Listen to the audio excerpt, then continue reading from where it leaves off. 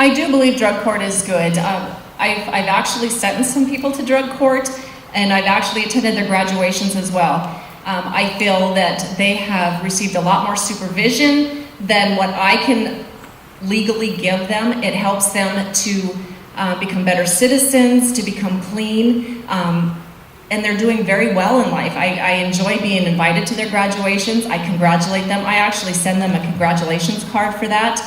But I do believe that we do need other types of treatment court. We need to have a veterans court or a codependency court or a mental health court, because we have so many mental health issues in town as well. That's not, it goes along with the drugs because a lot of them are involved with the drugs, but I feel that they get stuck in the legal system, and that's not where they need to be. We need to provide them with help so that they can become productive citizens as well. I would just add that in Justice Court, and currently I'm the clerk there, we do sentence, or Judge Williamson does sentence people to the drug court and DUI court. I believe in that. I believe people it gives them the tools to stay sober, stay clean, learn how to cope, and it's definitely a program I would continue to use if I was elected.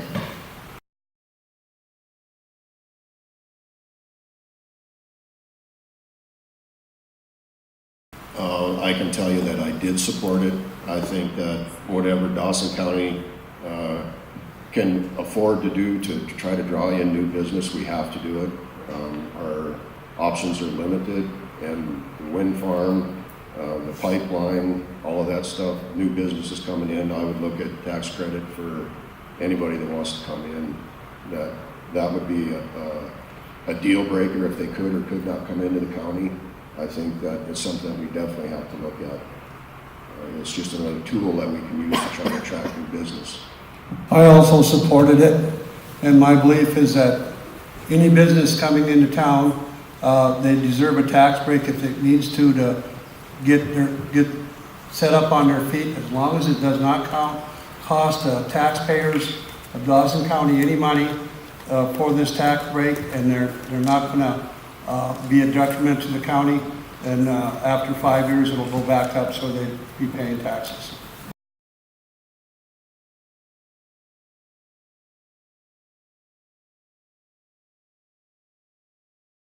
Since the last time that we had the debate a couple of weeks ago, I also came into the expenditure report, which has a little bit more detail than what I had originally. And one of the things is at the bottom of it, it's our year-to-date fiscal year, of course, 2017, 2018. One of those is general contract county attorney services, and that was one that I sort of talked about a little bit before. The budget on that is $24,000 that we're using to contract things out to other attorneys.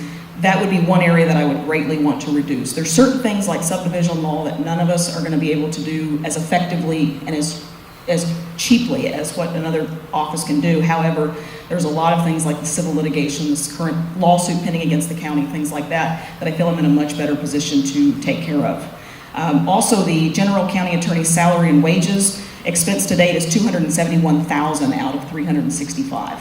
So those things right there, like I said, it's not that I'm saying cut what we currently have, but we absolutely don't bring in additional staff. We are more than equipped to take care of every need that we possibly could have right now, whether that means coming in on the weekends. If I had to do that, I certainly would. I just don't think that we have not grown as a population. We don't need to be paying additional taxes for our county attorney. So I'm glad Ms. McClarty brought the contract services up. In fact, we were just asked by the county commissioners to reduce our budget, and we're proposing our reduction of about $17,000 as our proposal for next year. With regards to contract services, we're not using anywhere near the full budget of the $24,000. That was actually something that I proposed we cut. If Ms. McClarty was elected, though, the contract services budget would explode. Talking of conflicts, Ms. McClarty cannot prosecute a single defendant that she's represented in the last 7 years. And as such, we would have to pay contracted prosecutors to come in and prosecute those people. For instance, Richland County had $250,000 in prosecutorial services just last year for cases that they couldn't handle. So to to act as though she's going to reduce the budget by not having contract services is just untrue, because that would require her to pay outside counsel to prosecute those cases. And so I've actually taken measures to reduce our budget. I decided not to hire a part-time county attorney, and that instantly saved us $50,000 in expenditures. I'm not planning on hiring one going forward, and we'll continue to reap that benefit of those savings.